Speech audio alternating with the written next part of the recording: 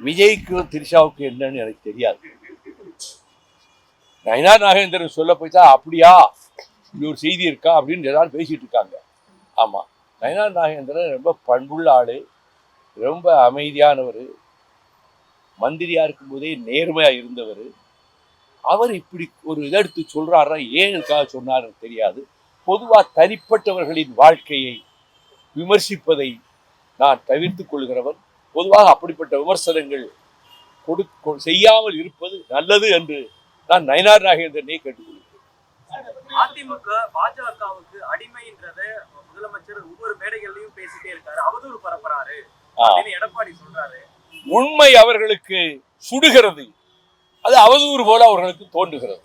கொத்தடிமை வேலைதானே எடப்பாடி கூட்டம் இதுவரை செய்து வந்திருக்கிறது. அதைத்தான் நம்முடைய மாண்புமிகு முதலமைச்சர் அவர்கள் பட்டவர்த்தனமாக சொல்லி இருக்கிறார்கள்.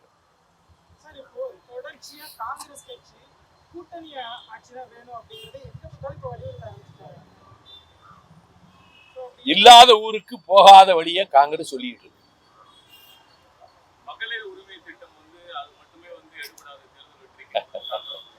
பயந்து போய் எதிர்கட்சி கூட்டம், அதிமுக கூட்டம், முதல்வர் நாற்காலி எனக்குத்தான் சொல்லிக்கிட்டு இருக்க கூட்டம் ரொம்ப கலங்கி போயிருக்கிறாங்க.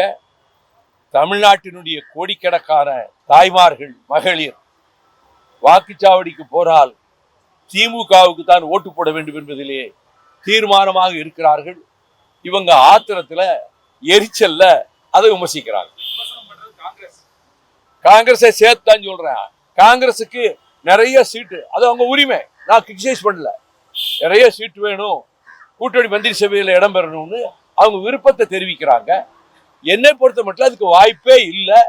அவங்க ஜனநாயக உரிமைப்படி அதை கேட்டுக்கிட்டு இருக்காங்க.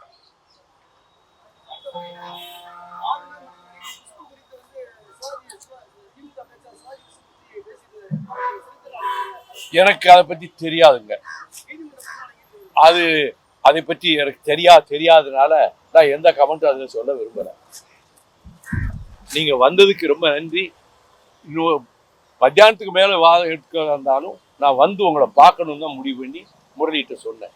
ப்ரெஸ் இருப்பாங்க, வெயிட் பண்ண மாட்டாங்க, நமக்கு அட்ஜென்ட் பண்ணா கூட நான் போய் ப்ரெஸ்ஸை பார்த்து வந்துடுவோன்னு சொன்னேன். நீங்கள் வந்ததுக்கு ரொம்ப நன்றி. செய்திகளை உடனுக்குடன் தெரிந்து கொள்ள கீழ்கண்ட கேபிள் மற்றும் டிடிஹெச் நெட்வொர்க்குகளில் எம்நாடு செய்தி தொலைக்காட்சியை காணுங்கள். பாதகம் செய்பவரை கண்டால் நாம் பயம் கொள்ளலாகாது பாப்பா. மோதி மிதித்து விடு பாப்பா, அவர் முகத்தில் உமிழ்ந்து விடு பாப்பா.